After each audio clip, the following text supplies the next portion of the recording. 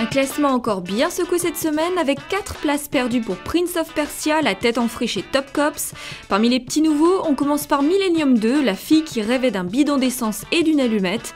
115 493 entrées, un score plutôt décevant pour le lancement du second volet de la saga Millennium.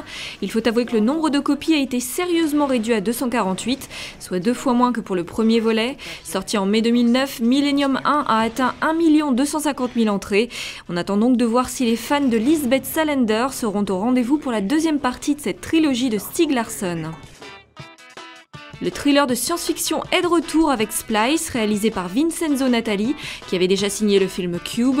L'histoire d'un couple de scientifiques campés par Adrian Brody et Sarah Polley, désireux de croiser ADN humain et animal.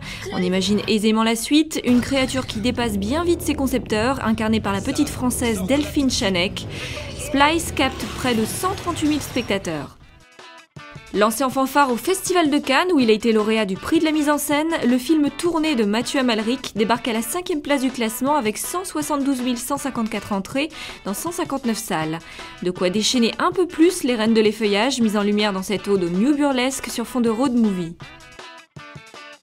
Moins 6% de fréquentation en 3e semaine pour Fatal, une comédie plutôt drôle avec un penchant évident pour l'excès.